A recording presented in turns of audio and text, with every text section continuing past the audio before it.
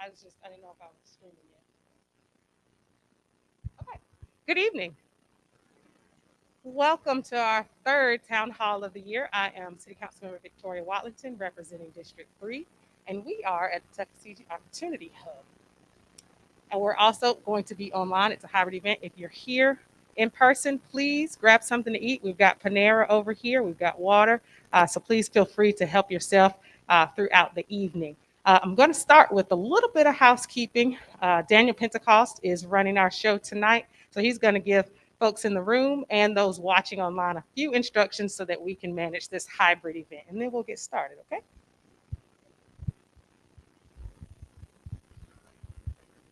Okay, if you will bear with me 1 second while I step down from the booth.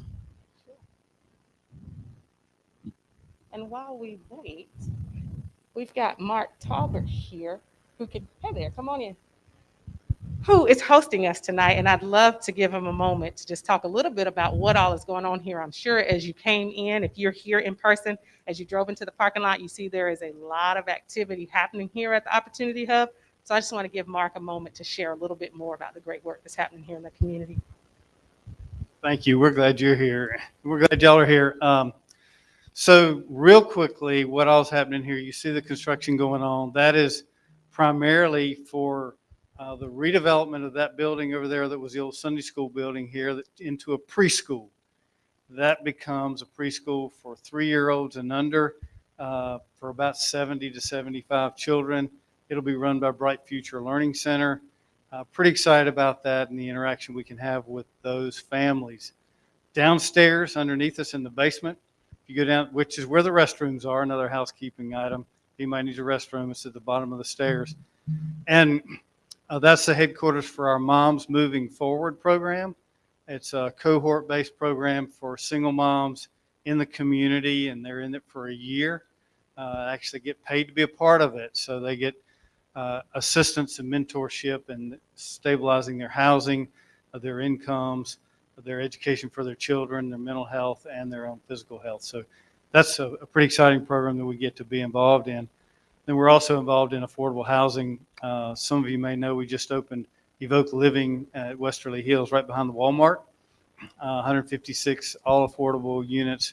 Pretty excited about that. Got to move 6 families in yesterday, and they moved out of a motel into there, and just a great blessing for those families. So that's who we are. We're Freedom Communities, and we're really glad y'all are here tonight. There's been, Officer John was here Tuesday night with her group, and there's been something in here every night this week, and that's what makes us happy.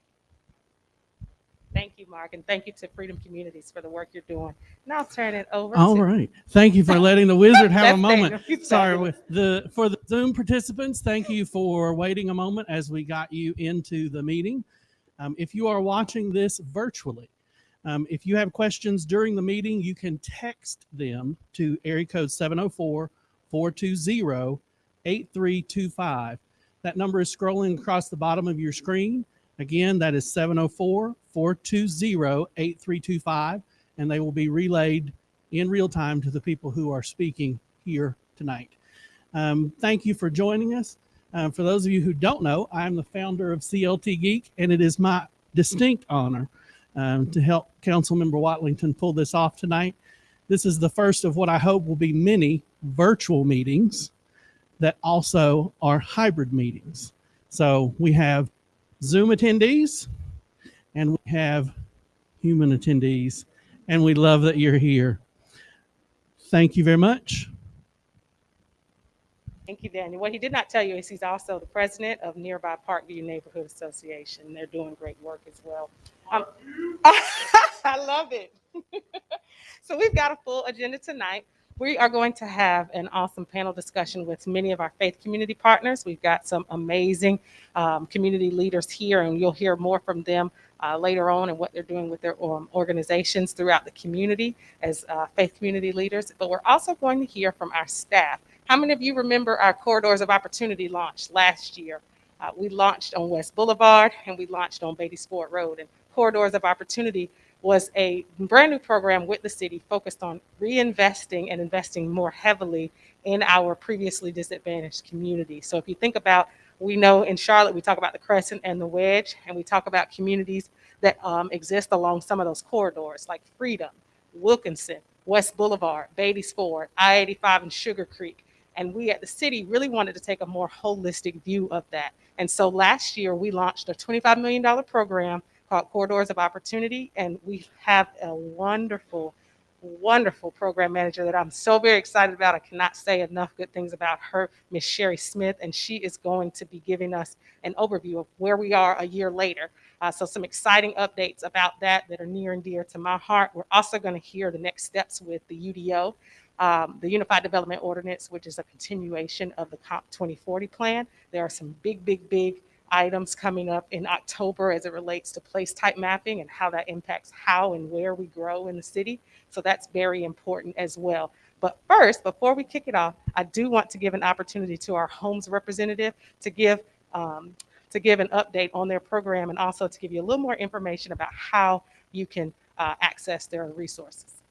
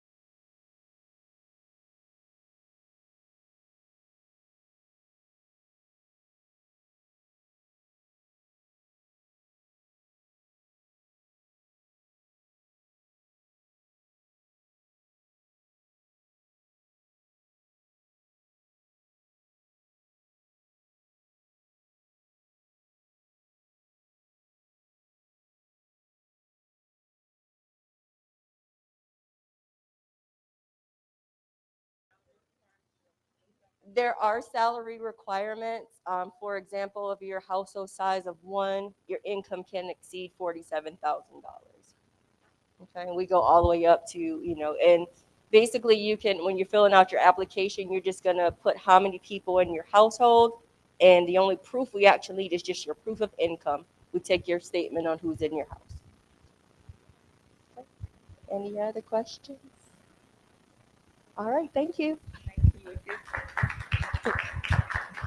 Okay. I would be remiss if I did not at least ask one of my officers to come up and talk a little bit about what's going on here in the city or give folks opportunity to ask some questions. So I'm going to ask the captain if he'd like to come on up.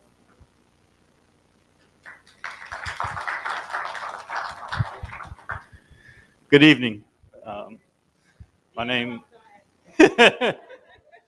that's all right. My name is Brian Troll. I'm the captain over the Westover Division. Our office is over off of West Boulevard. So I cover a decent portion of District 3, but not all of it. So I can't speak to maybe all of your questions, but I'm happy to field any questions you may have right now. Yes, ma'am.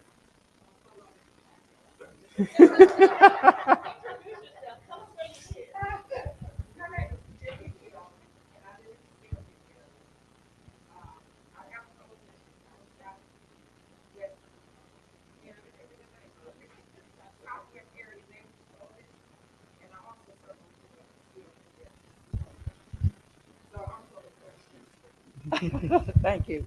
My question is, there's been an uptick in crime in the city of Charlotte, especially in Steel Creek area. And yeah, and I wanted to know what is being done about the uptick in crime so far as infrastructure, Mhm. and what's being done and how can we as citizens help? Okay, great question. And yes, I mean, and you're not alone in noticing that. Unfortunately, we're dealing with it and trying to figure out ways to combat it all across the city. So you're not alone in that. One of the big things we're working with within the department is, I'm over Westover Division. We border up to Steel Creek Division, which is where you live. And we're making sure we're communicating on a daily basis because the crime that you're seeing is also impacting the residents in Westover Division. So we're making sure we've got good communication between the divisions, between the investigative units, so that we're able to work together as a team to address y'all's concerns. As far as citizens, the best thing I can tell you is you know better than we do what looks out of place when you notice a problem. Um, a couple of weeks ago, we had a citizen contact us. She had noticed a new resident move into a house next to them, started noticing cars coming all nights of the hour. And we were able to work with her to address that before it got out of hand. So citizens are the best source of information we've got. You guys live in your neighborhoods, you know your neighbors, you know what looks out of place and what doesn't. So your help and your information is what really helps. But as far as infrastructure, I think the biggest thing right now for us is working on communication within the division, across division lines, so that we work together as a team and work more efficient to address the violent crime. Yes, ma'am. Anyone else? All right, you got off easy tonight. Our community officers will tell you that sometimes it's a Pinkney's like, yes, indeed, yes, indeed. By the way, shout out to our community officers that are here. If you'll just wave your hand. These guys are working day in and day out. They know their communities, they know their leaders, and they're constantly, if they're not getting questions at neighborhood meetings, they're getting emails from my office saying that somebody's got an issue and they get after it. So we appreciate the work that you all do. All right, so now I'm going to give you a choice. Would you like to hear the faith community panel discussion next, or would you like to hear updates for UDO or updates on the corridors of opportunity? Raise your hand for 1, 2, or 3. Faith discussion first. Okay. UDO. Nobody likes the UDO. That's terrible. Corridors of Opportunity update. All right. I'm going to ask our pastors and our faith community leaders to come on up to the panel. We've got four here in the room, and then we've got two more online. If you need another chair, we will grab one for you. He right here. Oh, you come on in. Good.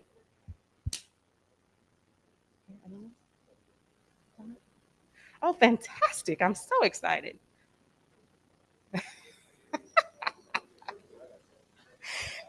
You want to move? Or you good? You good? Fantastic. I'm loving it. Oh, okay. I see you, the press. Rude. Okay. This is so exciting. I have to tell you, I met each of you individually, and just to see to see it all together. I'm excited to what this conversation is going to be about, and also the connections that are going to come out of this. So with that, I'd like to start with introductions. I do have a microphone. If you don't mind passing it back and forth, we can get you some sanitizer if you like. But we'll start with introductions. Please let us know your name, your faith community you represent, and we'll start with that. Good evening, everyone. My name is Terrence Grooms. I pastor the Progressive Baptist Church on Clanton Road. I'm Otto Harris. I pastor St. Mark's United Methodist Church, Clanton Road. Yes, indeed. Great evening. My name is Herbert Crump. I serve as the presiding bishop of the Mount Calvary Holy Church of America, and our international headquarters is located in Highland Business Park on Tyvola Road here in Charlotte. Good evening. Monty Witherspoon, pastor of Still Creek Amy Zion Church in Southwest Charlotte, and that's our pastor, Sister Keo. Hey, what's up, everybody? My name is Walter Bowers. I pastor Ebenezer Baptist Church, Still Creek, located on Irwin Road. Got two panelists online. We've got Pastor Kevin Richardson. Would you like to introduce yourself?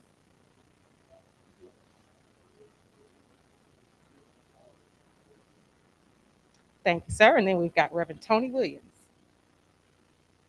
Oh, I think you're on mute still. There you go.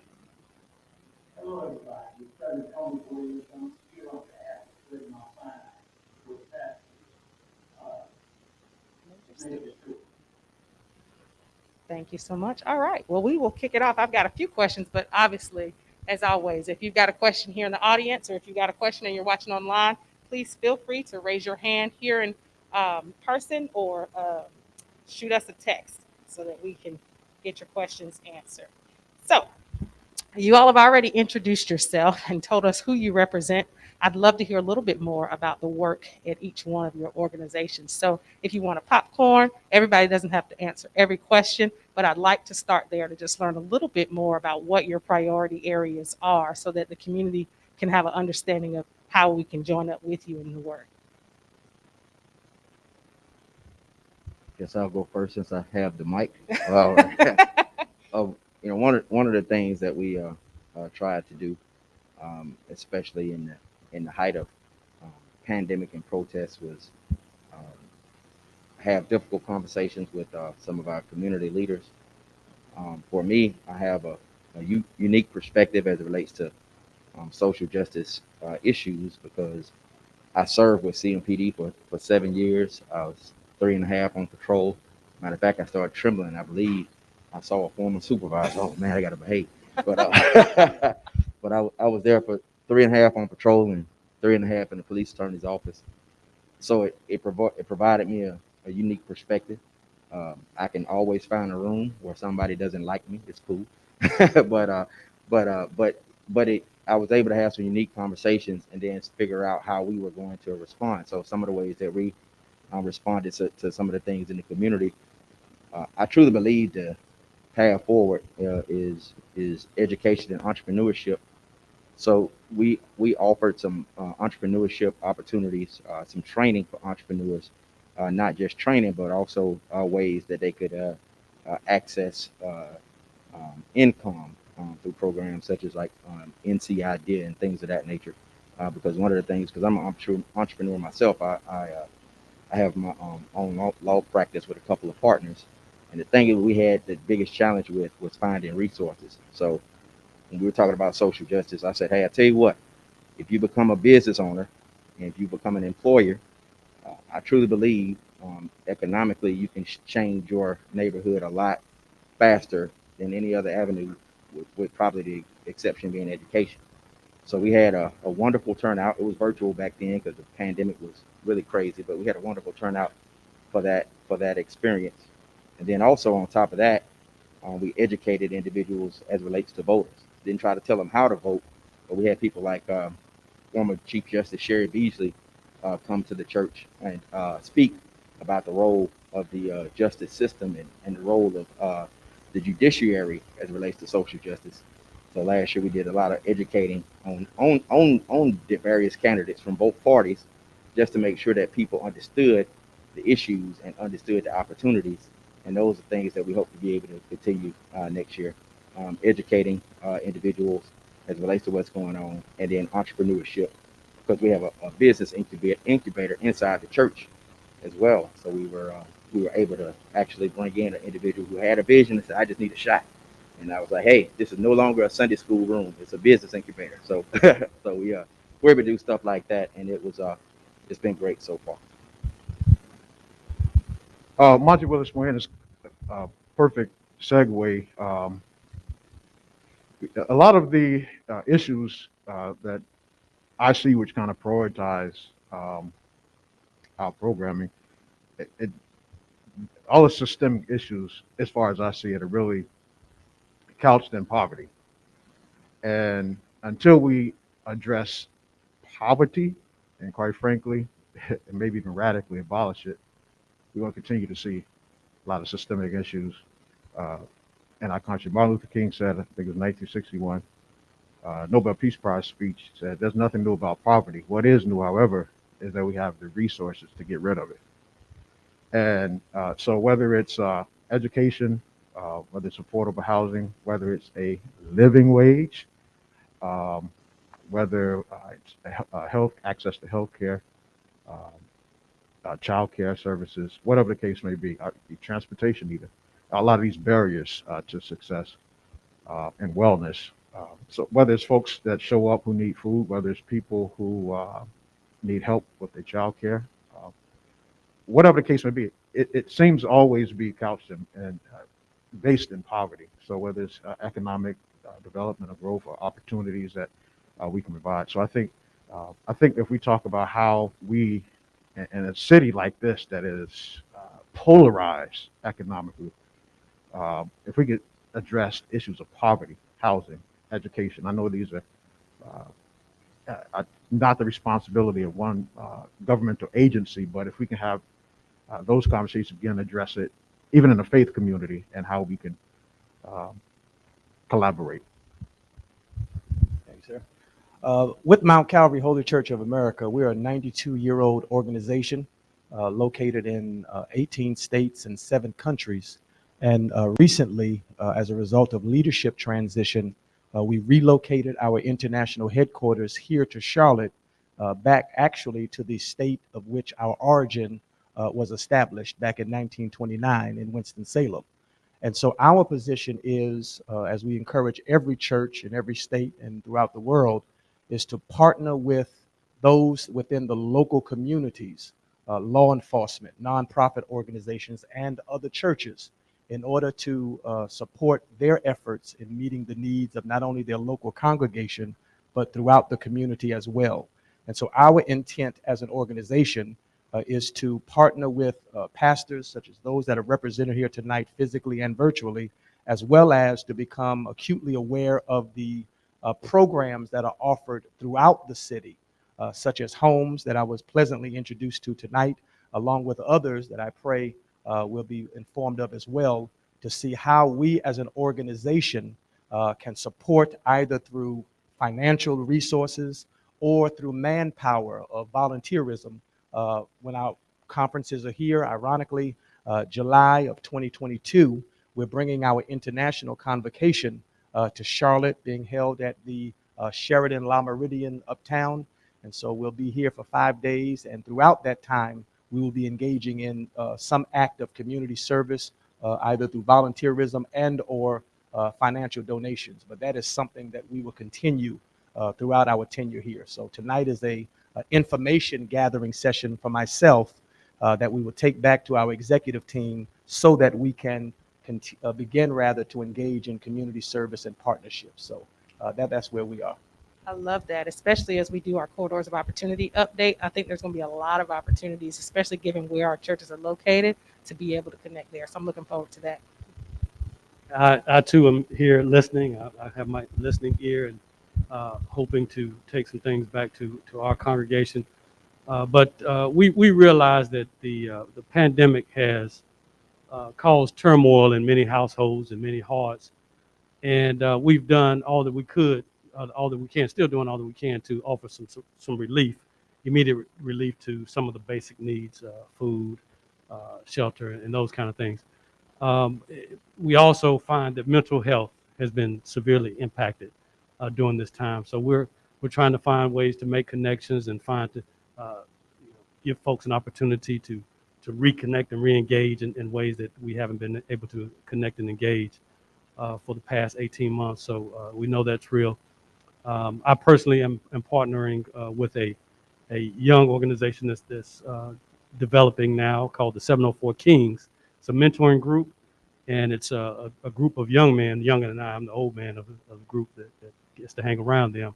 But they're bringing young men together, establishing relationships, just giving them a different view of what relationship looks like, another picture of manhood so that they can have something else to look after. So I've enjoyed that, using games, using chess, using racquetball, things like that to engage and to foster conversation and relationship. And very similar to my brother, Pastor Harris, at the Progressive Baptist Church, our goal, our focus is really about building relationships. Progressive has a long history of being an aid in a very impoverished community. And the one thing I've learned is that programs don't change people. You give them stuff, you give them stuff. They use your stuff, but they stay in the same habits. But if we have right relationships, if I have a right relationship with my neighbor, I won't steal from my neighbor. If I have a right relationship with my police department, I'll respect my police department. And so we focus on building relationships through partnerships. We partner with the youth program Center 360, which is mentoring young people. We partnered with RJ in feeding the community. And our goal is just to build those relationships so that we can get to know each other. I even work with a group of multicultural pastors so we can bridge the racial divide. And it's not about programs, it's just about getting to know each other. If I know you and love you, I won't hurt you. And that's our whole focus. Love that. Pastor Tom or Reverend Tony Williams or Pastor Kevin.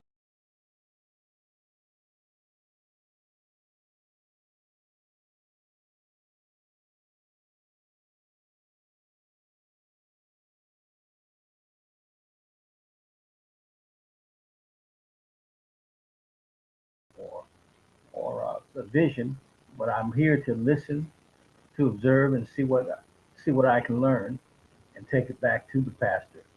The homes presentation is certainly something that we would be interested in. If you could send that information to the church, that would be great. And that's Greater Mount Sinai. They got you. Greater Mount Sinai. Pastor Kevin Richardson, Nation for Community Church. Listening to the pastors and reverends and share what they're actually focusing on is absolutely great. Primary focus is to really look at the community. His first goal is about outreach, and for me, the goal would be in-reach as well. So the emphasis is about discipleship, it's about worship, and it's about evangelism. And so in that, one of the things that we've been studying, working on, is participating in what we call Loaves and Fishes. Some of you are very where we're actually a site, a mobile pantry for people who are indigent or just down on their luck, going through this pandemic. We're able to get free food. We are actually able to refer people to the Loaves and Fishes, and they simply drive through on our property. We fill up their car with food items, and they're able to keep moving on. The other thing that we've done is we all know about the Tent City when Tent City was dismantled and they relocated those who were homeless to some hotels down here off of Nation Ford Road, what we did was we adopted that particular population, and we continue to make lunches for them on a monthly and weekly basis. And literally was just trying to fill a stopgap solution, if you would, to make sure people had food that they can enjoy, particularly lunch. And in addition to that, we've adopted the local elementary school, and we're working with the principal and the social worker to try to identify families that are indigent and try to articulate what are some of their needs and how can we meet those needs. Because here's the thing, it's not about giving a handout, it's about giving a hand up. And what I've come to learn is that people don't mind change. They mind being changed. And the goal is to cause some transformative change in thinking, in terms of behavior, in terms of our character, our conduct, and the whole conversation. And so the emphasis is to start with the school, work with some of these youth and these families, and as we already heard several times, forge solid relationships. In addition to that, we're about to ramp up with Roof Above, which is formerly Room in the Inn, so that we can house those who are going to be needing some shelter during the winter months. And in addition to that, taking care of the families that are in need for Thanksgiving and Christmas, those kinds of things. And the other thing that I love is that, again, getting people together. The pandemic has caused us to be isolated, it's caused us to be shut in, if you would. And one of the exciting things that we were able to do is have a food truck event, a family food truck event, where we set up tents for the kids and it was open to the community. And I want to tell you, we had an absolute blast. It was absolutely great. We had 5 food trucks that were here, and people came out. We had some line dancing. The seniors were able to play bingo. There was water ice. There was dessert. And like I said, it was just a great time to get people together. Again, in order to speak into someone's life and to be able to give them some encouraging word, you have to have a trusting, meaningful relationship. And that's what we're striving to do.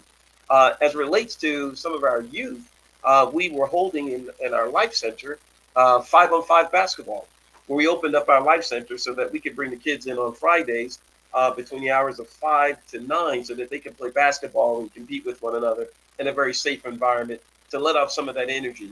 And then provide them with some light collations and some Gatorade and some snacks and things of that nature, and also hold those young men accountable because it was about social courtesies and being respectful while we're actually working together. And so for Nation Forward, it's really about not only developing the people that are members of this particular congregation, but it's also about reaching out to the community and recognizing we both have needs, albeit different, but we have to be able to meet those and do it in a cohesive way. And so we're excited about being able to do that.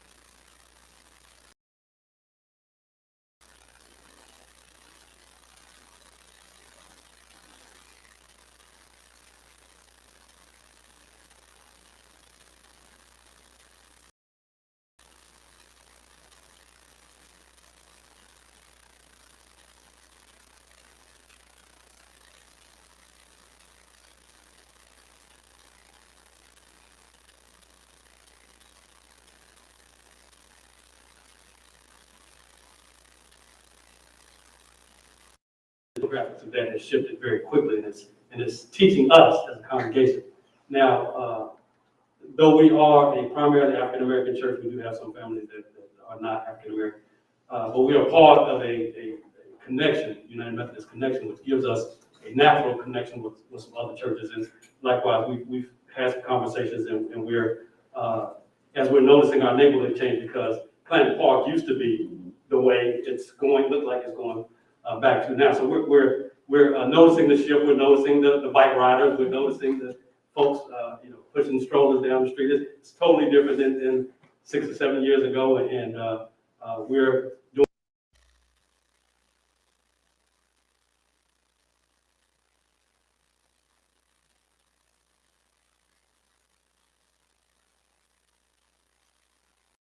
I think it's universal to recognize that the church collectively, regardless of denomination or reformation, the church universal has always been looked upon as the holy hub of resources and support. So whenever families are in need, whenever there's grief of loss of job, loss of life, the pastor in the church is the first place that those families, whether they're a member of that local church or not, will always depend upon. And as a result, as many have mentioned, of COVID and other challenges that we're facing universally, the loss of jobs, economic challenges, things of that nature, the church has had to learn, starting with the leadership, we've had to learn, in the words of John Donne, that no man is an island entire of itself, meaning we must be humble enough and bold enough to establish partnerships and relationships with other churches and other organizations in order to address and support the needs of the total community. Whether we want to identify it as or not, but gentrification is happening not just in Charlotte. I actually live in Rock Hill and pastor in Rock Hill. It's happening everywhere. The face of the communities from when many of us probably started pastoring our local church in that community is drastically changing. But the good news is, because we are of the faith community, our support and assistance cannot practice discrimination based upon appearance. We must be willing to meet that need, but in order for us to meet the need, we must equip ourselves as a church with adequate resources. And so that means we as a church will have to learn to incorporate technology, not only in our worship, but in our outreach and in our community support. We must learn that we cannot rely solely on the offering plate in order to help meet the needs of a needy community, because many of the offering plate values are decreasing because of loss of job and things of that nature. So I think as we are doing tonight, coming together and becoming aware of what of us bonding together as a universal collection of ministry leaders and faith community participants in order to meet the needs of the entire community, because problems don't discriminate, people do. Y'all said it. I have a unique perspective though, because I've come full circle. I served the neighborhood where I grew up in, and so Still Creek has changed drastically. Matter of fact, when I grew up, the Walmart on South Tryon used to be a barn. I remember it was cows. There were cows out there. So it has shifted dramatically. I think that area probably grown more than the county. I believe. I'm not certain, but so they're mostly. I'll just be repeating what y'all said. Oh yeah, real quick. The best thing I know how to do is throw a party. Now I'm surrounded by three That's right. They had some unholy parties. You're discerning in the But one of the things, honestly, I agree with everything that we did that was successful. It's just the simple stuff like festivals. So we got one coming up on November the 6th, free to the community. That's literally the only time, honestly, I feel like I see what Steel Creek actually looks like. So like people riding down the road, they'll see horses or something, they'll come over and I get to meet people, we get to have a good time. So that's been one of the ways that I've been able to engage and meet new people in the community, and that's one thing that I hope we are able to time? Do you have the details for Yes, that? November the 6th, 12 to 4 p.m. We're gonna have a Ferris wheel. We're gonna have some horses. It's free, lottie dottie and everybody. And pastors, I'm gonna make sure we network and I get the information from you about some other stuff that's happening that weekend. So thanks. And just checking in with Reverend Williams and Pastor Richardson, did you have anything to add? Well, I would simply say that it is so true when the pandemic hit that with the burgeoning crop of technology, we have to leverage that technology. One of the things that we've been doing, we've always, for example, live streamed our services. And so it was not necessarily a heavy lift for us when the pandemic hit. I will tell you that we are still reaching out to our folks because we recognize that the pandemic has shifted the landscape of what we would normally consider worship on a given Sunday. Or throughout the course of the week, for that matter.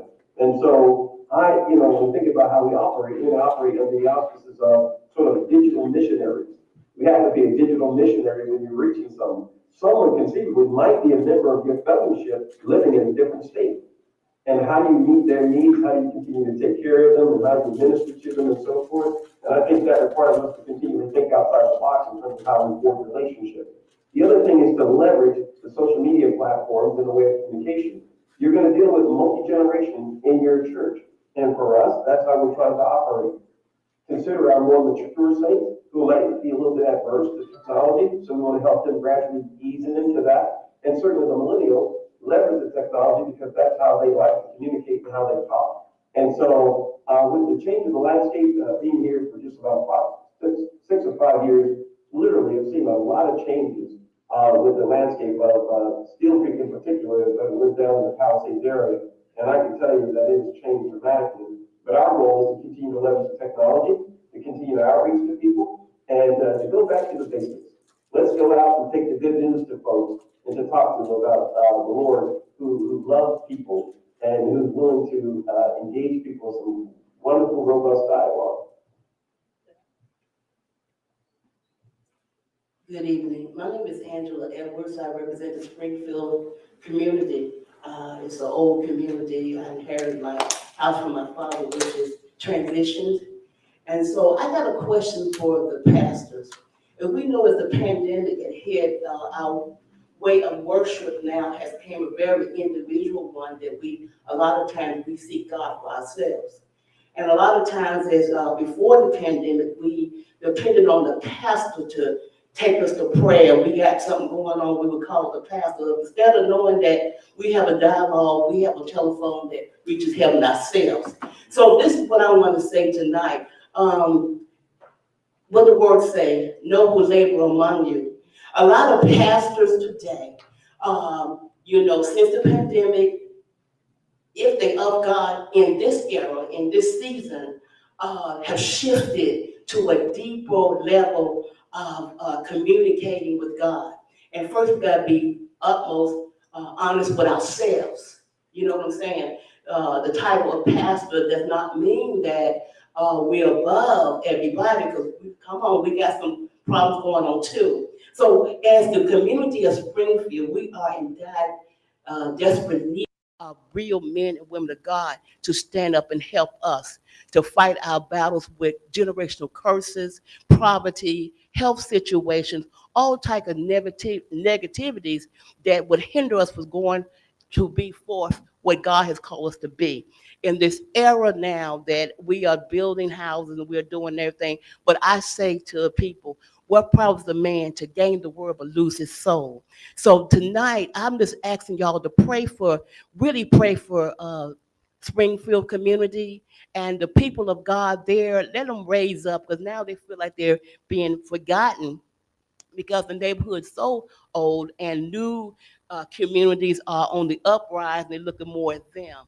But we was there before they were there, okay? So just pray for us, please. Does anyone else have any questions or comments right at the moment? Go ahead, Dan. So while CMPD is still here, let me find the question that came in for them. What programs does CMPD have to support gunshot victims who do not die? Is there an opportunity to assist that individual to prevent retaliation and further violence?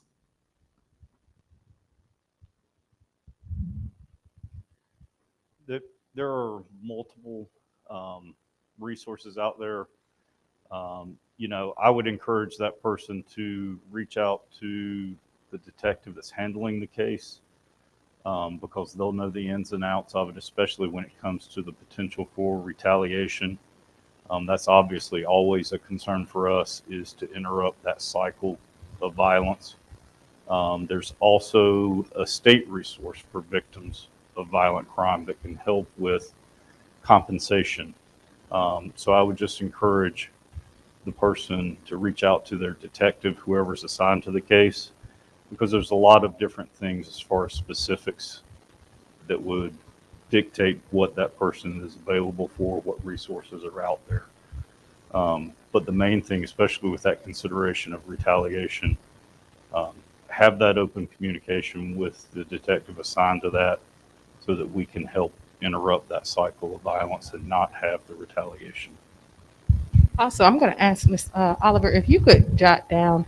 We can certainly send out from our office the information. I know the City of Charlotte has recently launched a hospital partnership with the healthcare system, specifically targeted at interrupting retaliatory violent crime by going straight to those victims of gun violence. And so we'll get more information out to you if you're signed up, and if you're not, please sign up for the neighborhood organization contact list. I know that an email was sent today. I believe Philip Freeman sent one encouraging folks to get signed up there, and you will get updates. I think we got another question here.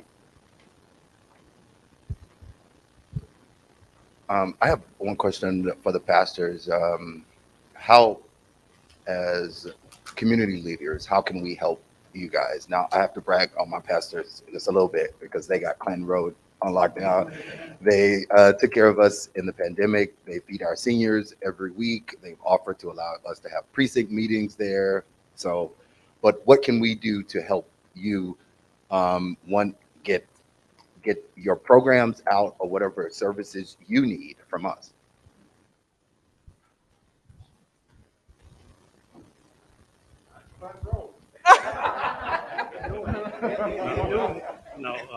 No, we could do it a lot better than what we're doing here. But I do thank you for reaching out and allowing us to reach back. But it's about relationship. How do we establish this relationship? How do we? The walls have been knocked down in the church now.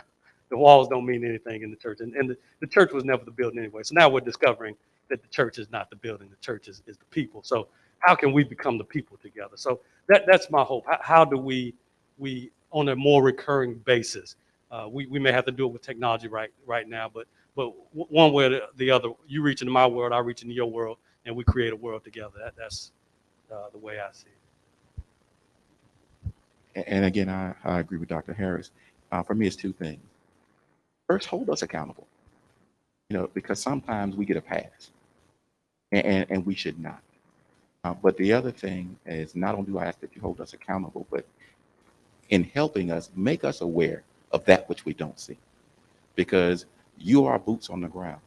And even though our churches are in that community, you still have a closer contact, because that's your next door neighbor. You know that child across the street. And while we may see them once it's not even once a week anymore, once a month, once a quarter, you see them every day. And so when you share that, hey, Pastor Graham, this is what's going on. How can we attack this? I might not have the answer right then, but we'll pray about it and we'll find it out. So do those two things for me, and that helps me tremendously. I think that was a great opportunity to segue as we talk about what can we do as citizens to help the church. I'd love to hear now from Cherry Smith on corridors of opportunity. I know some of you mentioned wanting to understand a little bit more about what we're doing through the city and how you can plug in. So I'd love it if you could hang out with me for a little while, and I'll turn it over to Cherry to talk about corridors. And if you got any questions or any comments during that time, definitely we can continue the conversation. Well, good evening, everyone. Sorry I'm not able to be there in person. The space looks absolutely beautiful, but I am very happy that I'm able to join you virtually tonight to give you a quick update about the city's Corridors of Opportunity program. I do have a presentation, Councilmember Watlington, or I can generally speak, whatever floats your boat. Oh, if you've got visuals, that'd be great for those of us here in the room.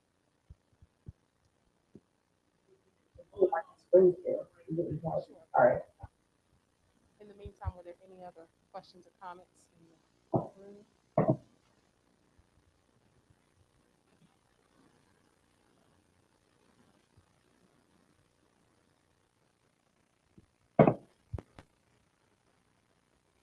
Just want to thank you for inviting us to and having the vision for a session like this.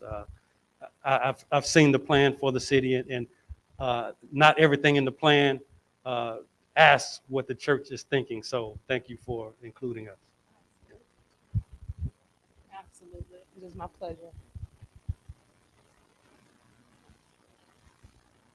All right. Just wanted to give some space in case there were questions from the last panel. Thank you guys so much. So again, my name is Sherry Smith. I work in the Economic Development Department for the City of Charlotte. I am the manager of the city's Corridors of Opportunity program. So as Councilmember Watlington said earlier, there are 6 corridors of opportunity within the City of Charlotte. It includes Beattysport Road, the Freedom Wilkinson area, West Boulevard, the I-85 and Cedar Creek area, North Graham Street, North Tryon area, and then Central and Albemarle. So the Corridors of Opportunity program is really a demonstration of the city's commitment to support equitable investment in our communities. We call it our all-in approach. We're looking to invest in neighborhood revitalization in a way that is very holistic and facilitates the ability for long-time residents to stay in place, while also catalyzing growth within these specific targeted areas. In order to make this all-in approach a reality, it requires a high level of cross-collaborative efforts between the City of Charlotte as well as with our external stakeholders and partners. And we all work together to develop and deploy our resources in a way that's very tailored to the unique needs of all of the corridors. So I said this is a cross-collaborative effort, and really that means that we are working together to ensure that we support great communities. Great communities have adequate infrastructure. They have affordable housing, mobility options. They're safe. So in order to get to great communities and support great communities, we do that through intentional investment. So we ensure that as we look at how can we support our corridors of opportunity, we want to do that in a way that will really catalyze future growth. We also measure our success by analyzing our data, and then we also leverage the expertise of all of the folks in the room to make sure that we're making decisions that are reflective of community goals, but will also support, as I said, future growth. So our approach to this work is very much community focused and data driven. So it's typically a 3-step process. We take time at the very beginning when we approach a corridor to understand the landscape. That includes doing an audit of all the previous plans from our planning department that has been done for the area. We look at our quality of life data, and we also reach out to all of the different engagement arms of the departments in the City of Charlotte to get an understanding of what are people saying now, what's information you're hearing from the ground, what are some of the common concerns that you're hearing as you're going to neighborhood events or community meetings. After that, we develop our strategic approach. For District 3 and West Boulevard, that was a very comprehensive project process that was done in partnership and collaboration with the residents of the West Boulevard corridor, as well as the West Boulevard Neighborhood Coalition. A playbook is really a process to understand the market from an economic development perspective, but also understand community goals and what does the community see for itself over the next 3 to 5 years. Once we have all of those pieces in place, we understand current context, we understand current community vision, we move into our implementation phase. And that's when we start to deploy city dollars in a way that's really coordinated. And we look at how can we leverage timing of the deployment of those resources to really maximize the impact of our investments. So we operate across 3 themes for corridors of opportunity, and it speaks to the goals of the program. And as we look at those investments for the corridor, we want to make sure that they are kind of falling into these common themes. The first one being cultivate prosperity. That means that we support each corridor with the resources and services that it needs to set the corridor up and the residents for success. And the West Boulevard corridor, this came in the form of intersection improvements at the I-77 interchange, like that little off ramp that was a little wonky. We made sure that we lit the bridge, the underpass, as we figured out quickly that it was one of the only underpasses in the city that didn't have adequate lighting. We also are doing an intersection improvement at Western Reroute and also upgrading the pedestrian lighting. So we know all of these components provide safe ways for people to get to and from. And an interesting part about the West Boulevard and Greenmount intersection improvement is that we're really leaning into how do we turn that into a public space so that it's not just an area where people whiz by in their cars or casually walk by, but it turns into more of an active gathering space for community. Karen, Yeah. can you hear Yes. me? I don't mean to interrupt you, but you said something that just sparked something in me. I know that we talked, she was just talking about public space, and we've really been thinking about outside. But as you think about, because you're moving more to a digital platform in some ways, but still have buildings, how do you think about, or have you all been having conversations about how to create space for the community within the building and what that may look like going forward? So we haven't identified a way to invest in that through the Children's Opportunity Program. However, this is only year 2 of the program, so we do look for opportunities to partner with various organizations that may already have a footprint within the quarter that we may be able to complement or enhance. So really this work is about partnership and leveraging the collective good of all and figuring out what are those critical pieces that resonate with the community and help the community to realize the vision of the next 35 years. And one thing I did fail to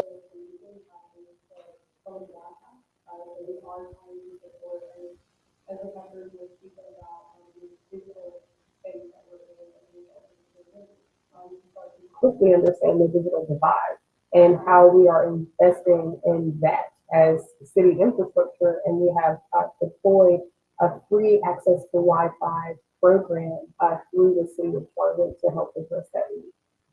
And just while I'm here, quick shout out to Shiloh Baptist Church and William Neely and Do Greater. They do a lot of great work there. Yes. Stephanie. Go ahead, Jerry. All right, and I see that we're at 7:05, so I'm going to move a little quickly out of respect for everyone's time and not wanting to hog all of the airspace. So our second theme is strengthening community. We really want to strengthen the connections amongst residents and business owners and stakeholders. We realize that a strong and connected community is a great community. So we do that. We're doing that by way of investing in the development of a merchant organization so that all of our businesses are working together and we see some economic mobility and economic movement amongst our small business owners, which we know really supports our Charlotte economy in a big way. We're also doing public space activation, and like I said, incorporating that into our infrastructure project. So it's not just a transportation project, it is how are we opening the space to be a gathering space, but also being and have that space to reflect the culture and vibrancy of the corridor as a whole.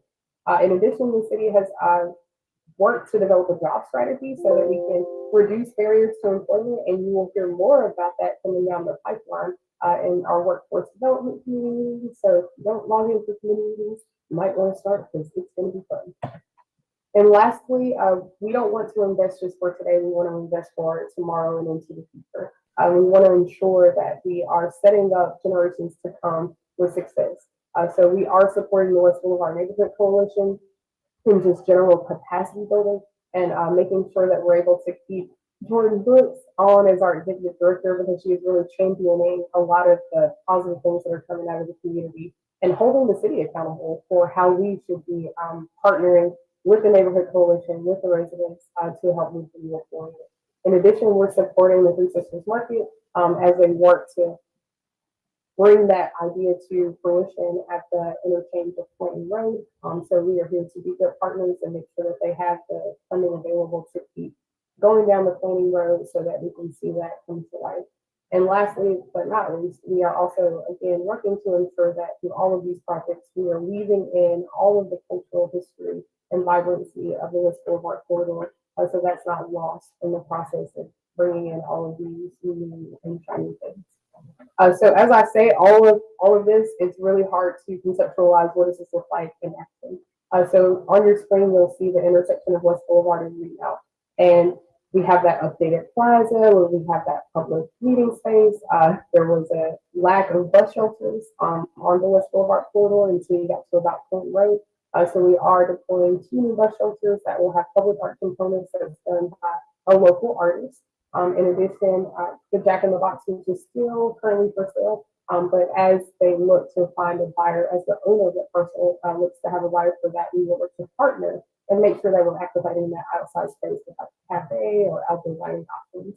In addition, we have signal cabinets that are being wrapped to display again, that art and culture and history, which through the public process we've learned is very important to the residents along the corridor. We still, Corridors of Opportunity doesn't replace the city's normal programs. So we still have our business matching grant program, our facade program, our security program. So wherever it's appropriate and applicable, we layer all of those things together to really have our dollars to stretch and go a little further. So a few notable successes for the West Boulevard corridor.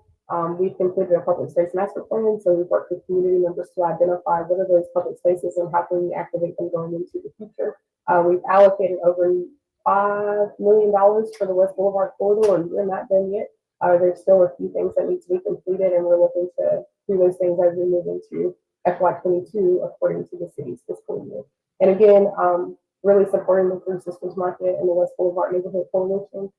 That is something that's a little bit new and unique to the West Boulevard corridor. So these steps aren't necessarily important.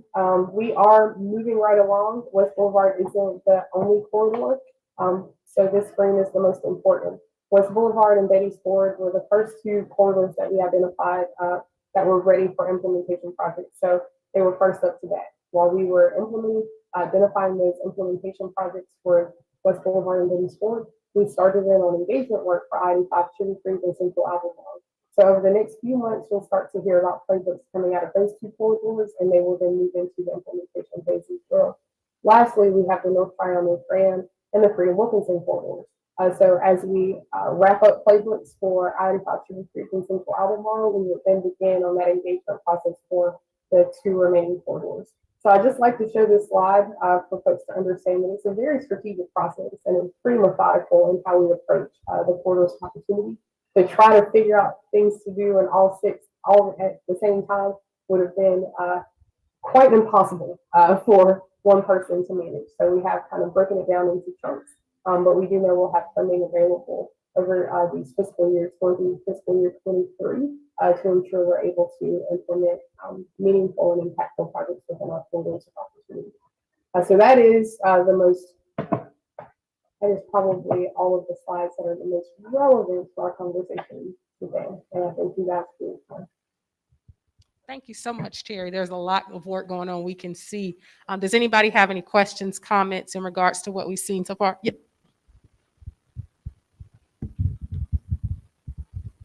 Hi, I was a little disappointed when Nations Ford Road in Arrowwood was not chosen as one of the 6 corridors of opportunity. And you might have said this, but you were a little muffled, and I'm old, and I didn't understand everything you said. But can you tell me what criteria was used to choose the 6 corridors? So in partnership with the Planning Department, Economic Development, and our Data and Analytics Office, all 6 of these corridors were identified as areas that were at a very, very high risk of displacement. So when you think about corridor revitalization and corridor stabilization, through the mix of our programs, I've mentioned at the beginning that it was very important that we figured out how to keep long-term residents where they were if they chose to stay where they were. So these are not the only 6 areas within the city of Charlotte that could use some additional help, but these were the 6 that filtered to the top. So not to say that Nations Ford and Arrowwood isn't a corridor that could use some additional love and attention. These were the first 6. So it is our hope that through this program we're able to demonstrate success and still identify other corridors as we move through future years. Thank you. Thank you for the question. Also, Cherry, I don't know if this was part of your visual aids, but we've got a map in here with District 3 areas of high displacement. So a little bit to what she was speaking of, if you want to stop by and just take a look at the map after the program and get an idea of where you live and what that means in terms of displacement, this is here and available. Hey, I'm Angela Edwards again. The West Boulevard corridor. Before I moved to Nation Ford Road, I was at Reed Park, and me and Ricky, I was still was the assistant association there, and these things that is now that came to has manifest. I remember when they were just on paper, like the Kaboom project helped with that. We sit down in the government center when we did the first phase of the new park. I don't know how far they got with that now, but we was part of that first phase. So, and then, he kept talking about that collage thing and the food and all that stuff. Yeah, all of that was, it was a vision. So this is my question, because me and Ricky, we pushed a lot of stuff. See, one thing we got to understand, people in high places, they have people behind them to push them in some kind of way. I was like, what you said, Velma Lee, I was that pit bull on the front porch that sometimes we went to meetings and people, Ricky was a soft spoken back then, you know. But now I think he's on the one. But there were some meetings we went to, and I said, no, this not right. We can't have this. So you always like Velma say, now I don't, I'm gonna run again against Velma, but it is what it is. It is what it is. She said you always gotta have a pit bull on the front porch. Didn't she say that? So anyway, what we need to get together on Nation Ford Road in Airwood and establish that pit bull again, and maybe we can be recognized. What they say, the squeaky wheel get the oil. Yeah. Angela's so funny. But no, but you're right. You make a very good point that it's about making sure that your voice is heard collectively, because that's really where, as I think about the West Boulevard Neighborhood Coalition's playbook, that was built on the work that you all had done, and it really took a lot of us being able to come together and say, "Hey, look, this is what we need," and we're watching, and our representatives and our city staff responded to that, and now we're seeing it come to fruition. So definitely, you're absolutely right. And Oh, by the just way, one one more. thing as you're passing the mic, Councilmember Watlington, I do need to give credit where credit is due. And my mama taught me that you always respect the elders. So let's be very clear. West Boulevard Neighborhood Coalition really paved the way for this entire playbook process. And if you notice, I've said playbooks for every last corner, right?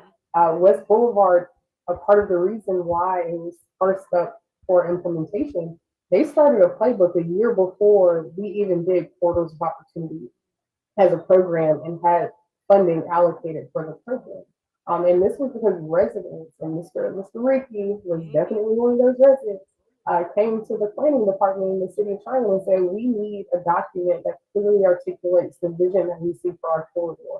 And then our planning department said, okay, if you want to do it, we need you guys to do this, and this. And I don't know if they were expecting it or not, but the coalition did it. And once the coalition did it, it was like, all right, rubber to the road. Let's get this document in place and really figure out how we can keep the ball moving down the field.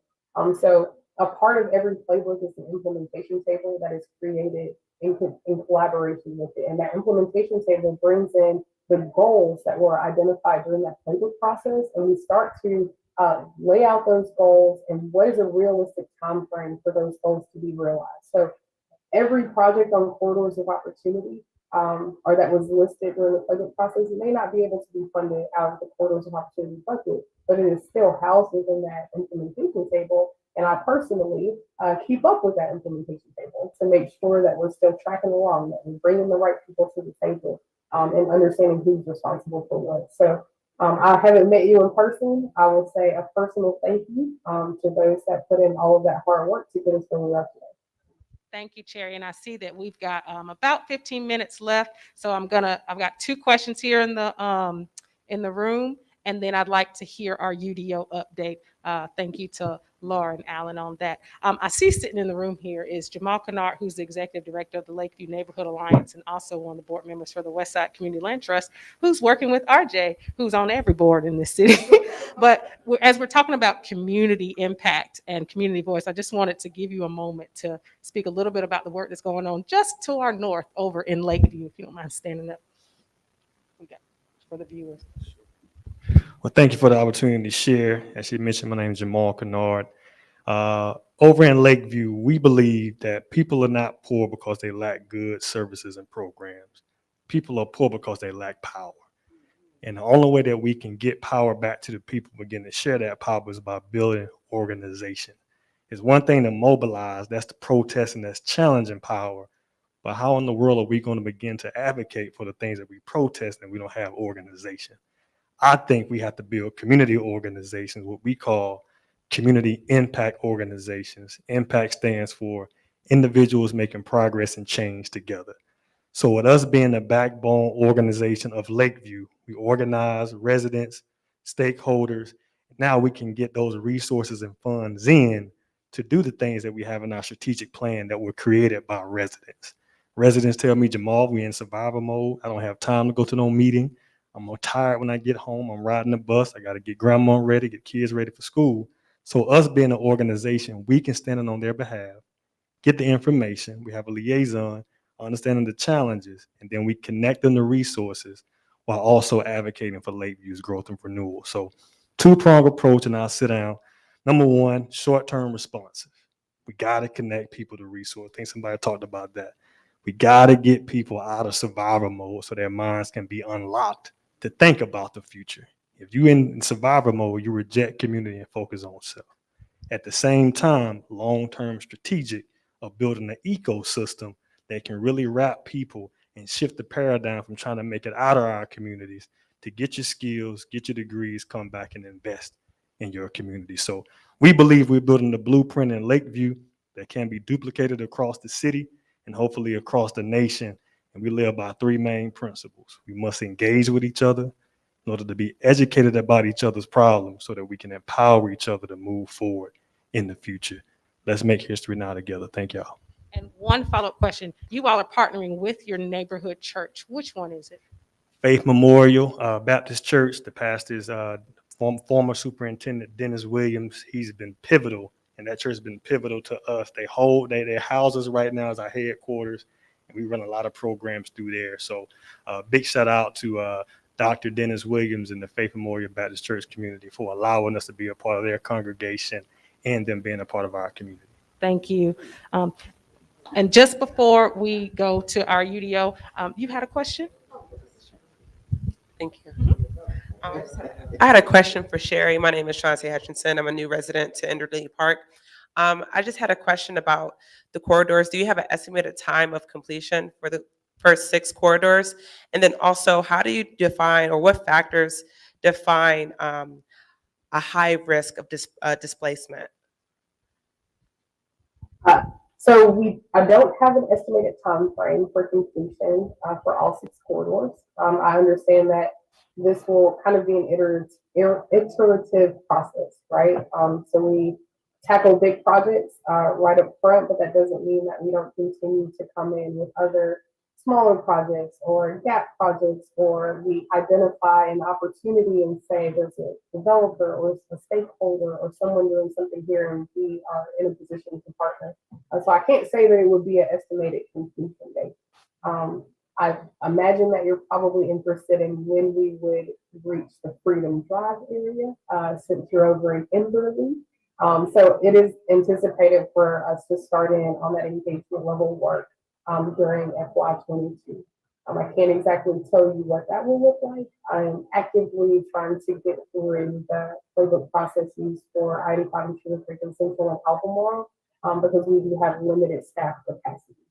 So that's probably one of my largest constraints is I have part of folks still working on Beatty Sport and West Boulevard, mainly our team in general services and CDOT. And then I have our planning department that's really focused on I-85 Sugar Creek and Central Albemarle. So I kind of have to go at the pace of staff capacity, but we have an intention of starting in that area and there will be in 2022 for the calendar. And then high levels of displacement, that is connected to the 2040 comp plan work. So if you happen to be a little bit familiar with that, or if not, you can visit the 2040 comp plan website. There is a dashboard for the displacement risk for different communities as well. That's online, and all of that is very heavily data focused and has a lot of components that went into how those areas and those indicators were identified. And I am not a data scientist, and I'm sure I wouldn't do it justice at all. But if you link up with Councilmember Watlington, she knows how to get to me, and I can definitely get you to the right person that can explain that in a way that I can't. Thank you, Terry. We can get that information to you. So we're going to do two more things, and then we're going to wrap up. We're going to go ahead and go into our UDO update, and then we're going to hit 2-minute items with our panel. Okay.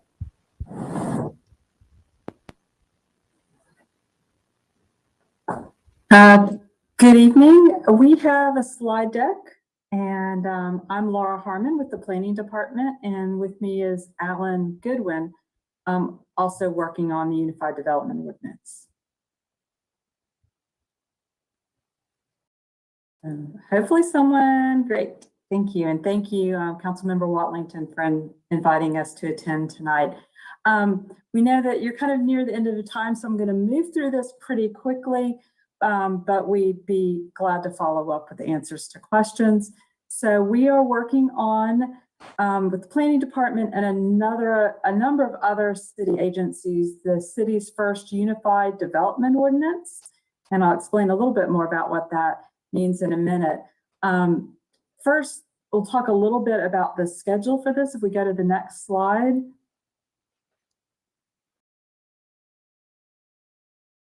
If you will bear with me one moment, Zoom crashed.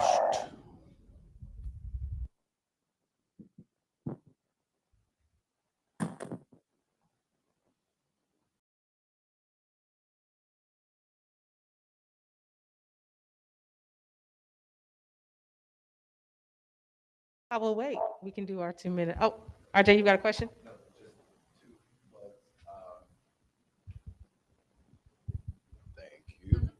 On Saturday, the West Boulevard Neighborhood Coalition is having their 4th annual Legacy Festival. That's going to be at the Arbor Glen Outreach Center on Clinton Road. And also from 4 to 6, actually right next door, the Westside Community Land Trust is also launching the People's Porch, which is a gathering space here in the community. It's going to be awesome. We can go around for 2-minute items. If you have events coming up, how can folks catch you all with your activities and keep up with you, social media, etc.? All right, cool. So first of all, I'll start off by giving a major shout out to the Next Level Spartans. That's one of the community football teams that we have adopted in the Steel Creek area. They are their coach is doing some great things in that program. There are many great programs. I just happen to be a Spartans fan, so want to shout them out because they're taking care of some of the students in the community, doing a great thing. As I previously stated, the weekend of November the 6th, that's a Saturday, we will be having our fall festival. And also that weekend, we'll be celebrating our 2nd anniversary at the location. So I certainly want to invite all my new pastor brothers. I know them. They probably don't know me because I'm the rookie on the block, if you will. But certainly I look forward to serving and getting to know you guys. We just like to have fun. And one of my favorite slogans is that at the end of the day, we all we got. We gotta work together. We gotta help each other out. And if we do, we can accomplish all of our goals, and all of our families can live in this city with peace and happiness. Absolutely. Glad to be here and enjoyed all of the dialogue. Look forward to working at somebody asked earlier about how could you help, but I think we as a community do better helping one another, even as pastors, and not kind of creating our own silos. This is my brother right here. Supporting one another, and look forward to those opportunities as well. All of our information is on SteelCreekWorships.org, and I look forward to continuing not this conversation, but this relationship. And likewise, we're definitely looking to partner with many of you, and of course, beginning a new partnership with these pastors here. Our website is mchca.org, and we're also on Facebook and Instagram as well. I can be reached at hcrump, C-R-U-M-P, at mchca.org as well. And I'd love to hear and receive as much information as possible so we can begin this wonderful partnership. And thank you, Madam Councilwoman, for this wonderful gathering tonight as well. I'll see you Saturday at the event in our community together. The 704 Kings that I mentioned earlier today, the Mentor Group, has an event at Albemarle Road Elementary School on October the 9th, Saturday, October the 9th from 5 to 7. Where we'll re-engage with some of the folks that we're mentoring with and invite other folks to be mentored and continue a relationship there. So look forward to seeing you there. We're at St. Mark's, STMARKSCLT.com, and look forward to you visiting. We got enough. Okay. He just borrowed some of mine, that's all. We're at progressivebaptistonline.com, and I can be reached at pastor@pbcnetwork.org. Again, I look forward to fellowshipping and partnershiping. Again, Center 360 is the youth group that meets with us. They mentor ages from 5th to 8th grade. I'm a firm believer it's easier to bend the tree when it's young, because when it's old, you have to break it. And so that's why they focus on that age group. And so if you know of children in our community in that age group, please email me so I can help them out. Thank you so much. I know it's 7:30 now. We are going to deliver the information from the UDO because I know folks tuned in for that. But I just want to say thank you so much, pastors, for coming tonight and sharing what you're doing with the community. I look forward to a continued partnership. I love that there's already some camaraderie here, and I look forward to whatever I can do on behalf of the city to help partner with you all. I look forward to doing that. So I understand if you got to cut out. I know we ended at 7:30, but we're going to go ahead and continue with the UDO for the benefit of folks that are watching and who come online. So you're welcome to stay, or if you got to go, I understand. Thank you. Thank you. Councilmember Watlington, ready for us to keep going? If you would, please, Laura. All right. I know that this slide's a bit hard to follow, so if we can go to the next slide, we'll talk a little bit about the schedule for the UDO. It will be released the initial draft will be released next Thursday, a week from today. And we will have community engagement, opportunities to comment on the first draft through the middle of January. We'll work on a second draft, opportunities to comment on that again. We'll be going then to City Council and Planning Commission, and for City Council for public hearing, Planning Commission for a recommendation, and back to City Council for a decision. Our goal is to have the UDO, the Unified Development Ordinance, adopted by July of next year. Next slide, please. So there was reference earlier to the comprehensive plan that was adopted in June of this year. And that's a policy plan talking about how our community should grow and change physically over the next 20 or so years. What the unified development are the regulations, the development regulations that are one of the ways that we help to implement the comprehensive plan. So if you're familiar with zoning regulations or subdivision regulations or our tree ordinance or some of our stormwater ordinances, those will all be consolidated into the Unified Development Ordinance, one set of regulations. Next slide, please. So again, why are we doing this and why we've been working on this for quite a while now is the UDO will be the primary regulatory tool for implementation of the Charlotte Future 2040 plan that I mentioned. Will provide everyone more predictability for development in the future, will align our development regulations so they work better together, We're updating the development regulations based on what are the best practices, what are the best things people are doing throughout the country. Again, everything in one ordinance and all like topics in the same place, so it's easier to find and work with, more user-friendly, and also making sure we're complying with state law. Next slide. So who has been working on this so far has been planning department staff, but also staff from a number of other departments within the city, including economic development, housing and neighborhood services, Charlotte Department of Transportation, Charlotte Water, and stormwater services, a wide range of city staff and also some county staff that we've been working on. We have had an advisory committee we've been taking concepts to. We have a consultant that is helping and to develop the draft, and we've also had legal review. And this really ends up being a large balancing act. We're really trying to make all these regulations work together.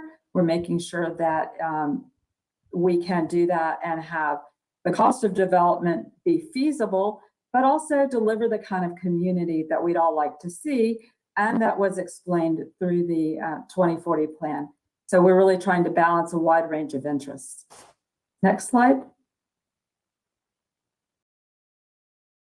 So when you look at the UDO that comes out next week, you'll see obviously introductory provisions, but then a large part of it will be related to zoning districts, what uses are allowed in different places, what are your development standards.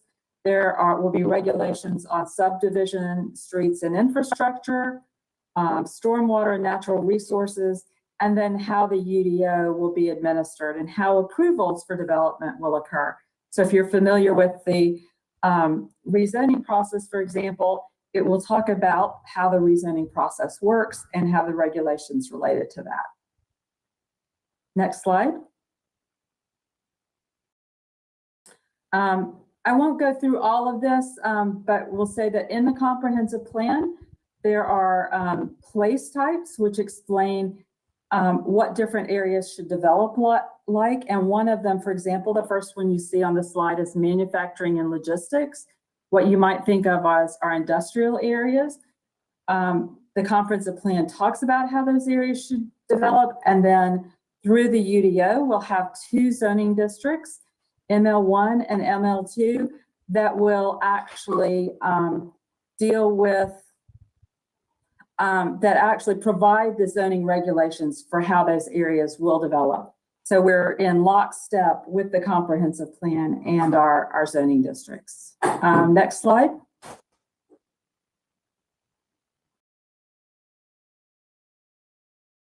Next slide.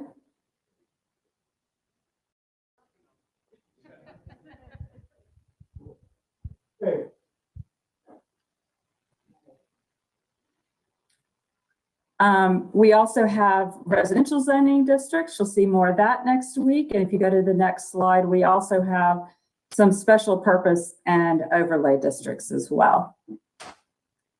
And if you go to the following slide,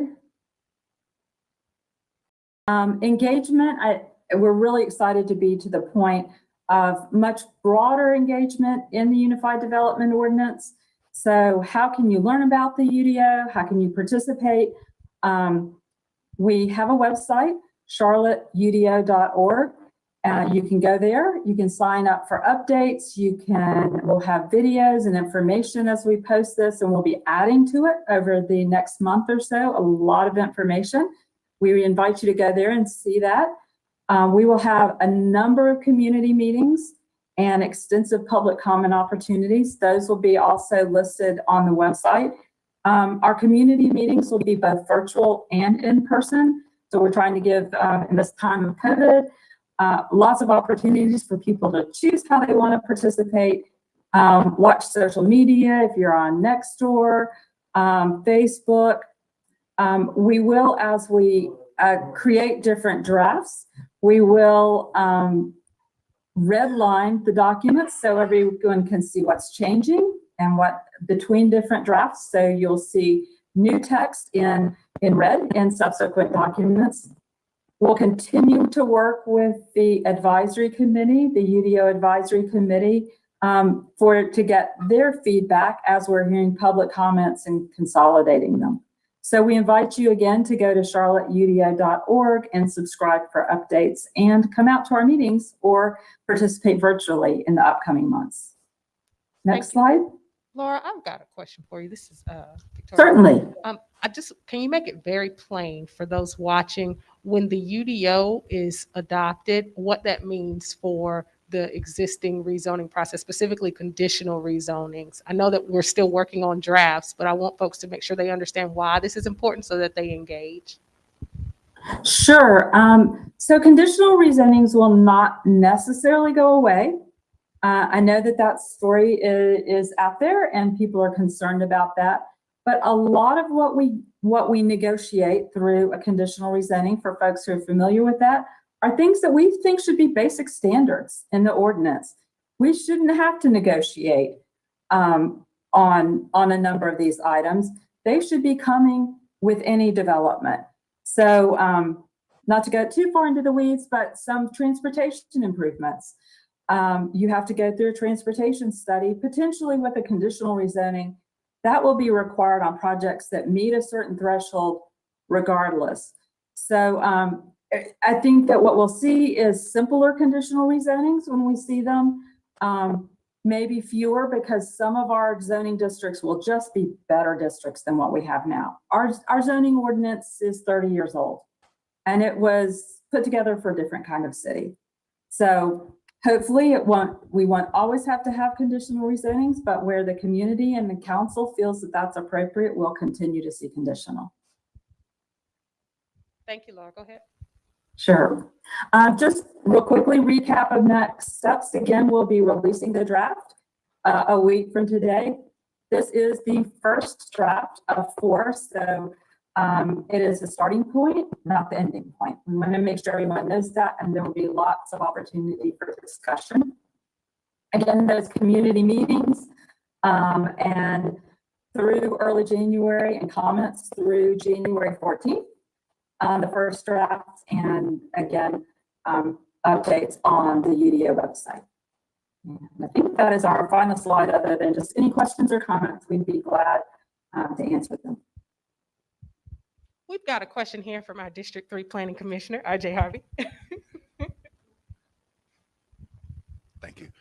Laura, can we talk about ways for any of the pastors or any of the other community groups to sign up for some of the community engagement meetings? Because of course, there's a lot of this language thrown around, comp plan, UDO, and really what we want to do is being able to break this down to something that people can understand. Basically, what are they going to see when they walk outside of their doors? So can we figure out a way to kind of loop these folks into the conversation?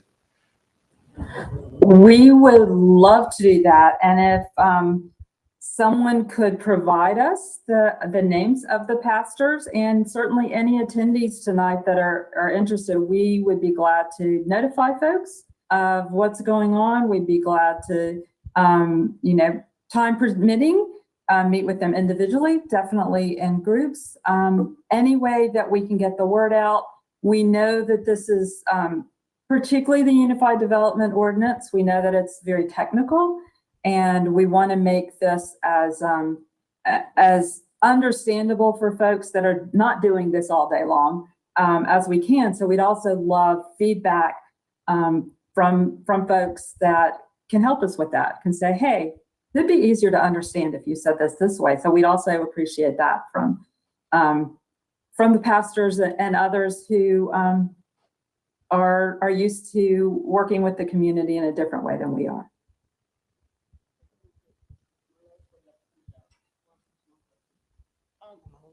Yeah, you hold it. Listen, the rezoning and all that good stuff, does that have anything also to do with the transportation piece about neighborhoods who needs a bus to go back into the neighborhood where it used to go in the neighborhood, but now it's not? And these poor people in my neighborhood, they have to walk so far to Family Dollar, you know what I'm saying? Because there's no store around there if they got no transportation. That's a good question. That's come up a couple times in that area. It's certainly a very valid concern that's not directly related to the Unified Development Ordinance, but is related to where CAT sends their buses. Sure that staff and, we can certainly get you contacts, or other staff at the meeting and online can also do the same. We'd be glad to help with that if needed. Yeah, Ms. Angela, that does fall under the overall comp plan and our transformational mobility network. So that's another strategy that falls into this that we'll be giving more information about. All righty.